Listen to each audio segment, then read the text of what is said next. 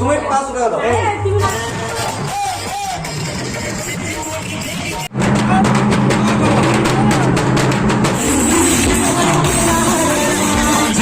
Start now. ভিডিওর শুরুতেই তোমরা প্রথমেই দেখতে পেলে যে পুজো শুরু হয়ে গেছে, আর এই পুজোতে অনেক অনুষ্ঠানও হয়, সেটাও তোমরা দেখতে পাবে এই ভিডিওতে। আর প্রত্যেক বাড়িতে জেনারেটরের ব্যবস্থা থাকবে, কারণ অনেক আত্মীয় স্বজন আসে প্রত্যেকটি বাড়িতে। এমনকি এই গ্রামের ছেলেরা বা যে কেউ দিল্লি, মুম্বাই, চেন্নাই যেখানেই থাকুক না কেন এই পুজোতে বাড়ি আসবেই। তো জেনারেটরের ব্যবস্থা করার পর চলে গেলাম চাঁদা তুলতে, কারণ তোমরা ভিডিওর শুরুতেই প্রথমেই দেখতে পেয়েছো এই পুজোতে অনুষ্ঠান হবে। আর এই অনুষ্ঠানের জন্য কিন্তু আমরা প্রত্যেক বাড়িতে বছরে একবারেই চাঁদা তুলি। আর এই পুজোতে যদি ভালোভাবে সবাই চাঁদা দেয় তাহলে ঠিক আছে, না হলে তুলাবাজিদের মতো আমরাও কিন্তু দাদাগিরি করি। তুমি 500 টাকা দাও। আর 50 টাকা দিই। তুমি 500 টাকা দাও। তুমি না না 500 দে দাও। আমি বলি একটু ওটা শুরু করো। না বাস করে দাও। আমি অর্ডার করে নেব। দিতে পারবো এ ওইসব খালি 200 টাকা দাও, 300 টাকা দাও, তুমি 500 টাকা দাও। আমি নেব একটা বাচ্চা দেব, এক বছর পরে একটা দিন করব। জোর করে কি আমরা সিটি করব। তো তুমি এক করো। তোমার এক করো।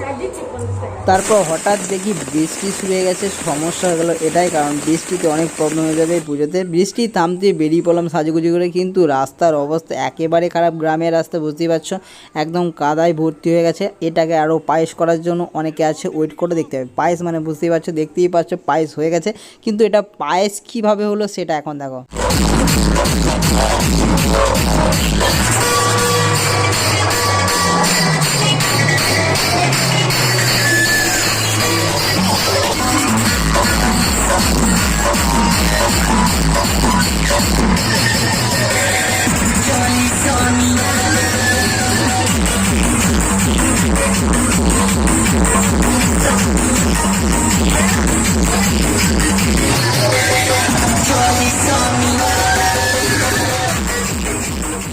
তিনটে গ্রাম মিলে এই ধর্মরাজ পুজো, গলিগ্রাম, গঙ্গারামপুর, হামিরপুর। তবে গলিগ্রামে এই মন্দির প্রতিষ্ঠিত বলে একে গলিগ্রামে ধর্মরাজ পুজো বলা হয়।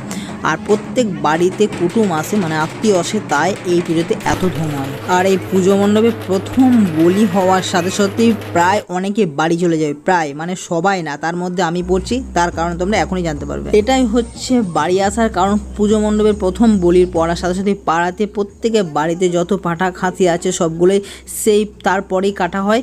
আর বাড়িতে এসে দেখছি দাদারা অলরেডি শুরু করে ফেলেছে তাদের পর্ব। তারপর দাদারা সব মাংস কাটা শুরু করলো। পরিবারে আত্মীয় স্বজনরা অনেকে হেল্প করে এই কাজে।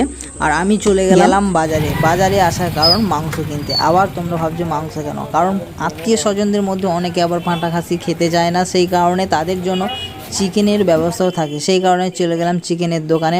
প্রথমে এখানে রেড চার্ট দেখে নিলাম কত টাকা। ওই দোকানে রেড চার্ট ছিল কিন্তু সেরা, একদম দেওয়ালে খোদাই করা। তারপরে মাংস অর্ডার দিয়ে চলে গেলাম কোল্ড ড্রিঙ্কসের দোকানে, কোল্ড ড্রিঙ্কস আর দই কিনতে। দোকান প্রায় ফাঁকা ছিল, এই টাইমে ফাঁকা থাকে না খুব একটা, পুজোর সময় আরও বিশেষ করে ভিড় থাকে।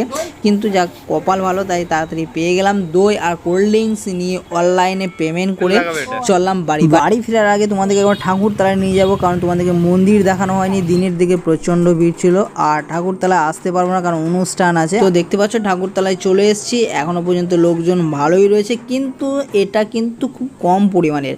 মানে তোমরা যে ভিড় তোমাদের দেখাবো, দেখতেই পাচ্ছ পুরো ফাঁকা, কারণ অনুষ্ঠান আছে পুজো মণ্ডপে। কিন্তু অনুষ্ঠান আমরা করি না, কারণ এত লোকজনের জায়গা এই পুজো মণ্ডপ দেওয়া সম্ভব নয়। সকালের দিকে ভিড় তো তোমরা দেখিয়েছ, তোমাদেরকে দেখাবো অনুষ্ঠান। তার আগে তোমরা একটু এই পুজো মণ্ডপ, আমাদের ধর্মরাজ মন্দির সেটা দেখো, আর একটু ঘুরে দেখাচ্ছি তোমাদেরকে আমাদের গ্রামের মেলা। তবে হ্যাঁ, আমি ছোট থেকে দেখে এসেছি এই যে ধর্মরাজ মন্দির আশেপাশে তোমরা অনেক মেলা দেখতে পাবে, তবে আশেপাশে কোনো মাইক বক্স ডিজে এগুলো দেখতে পাবে না। তবে সকালের দিকে যেটা দেখেছো সেটা পুজোর দিনই শুধুমাত্র ঠাকুরতলাতে সেই এনজয়টা করা হয়।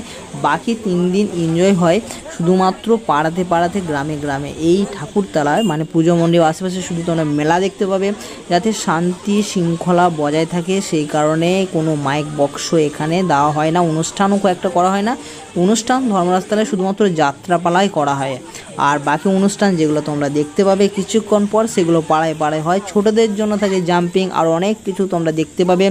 আর তোমাদেরকে দেখাচ্ছি পাড়াতে যে অনুষ্ঠানগুলো সেগুলো মজাদার।